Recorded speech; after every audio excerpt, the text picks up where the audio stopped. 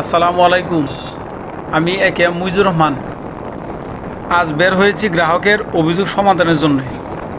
Motorcycle নিয়ে রাস্তায় বেরিয়ে একটা দৃশ্য দেখে আতঙ্কিত হয়েছি। ভাবলাম সচেতনতার সাথে সবার সাথে শেয়ার করা অত্যন্ত জরুরি, কারণ আমি মনে করি আমি সমাধান করতে না পারলেও অন্য কেউ হয়তো পারবে। আপনি জানেন কি, 2024 সালের জরিপ অনুযায়ী আমাদের দেশে 2329টি মোটরসাইকেল দুর্ঘটনায় 2570 জন মানুষ মারা গেছেন, আর আহত হয়েছেন আরও 5000-এরও বেশি। আর এখন এমন একটা মৌসুম, যে মৌসুমে রাস্তায় গণহারে, আমাদের আঞ্চলিক ভাষায় বলে খের, গণহারে রাস্তায় খের শুকাইতে দেওয়া হয়। যে রুটটা আপনারা দেখতেছেন, এটা একটা উপজেলা প্রধান সড়ক।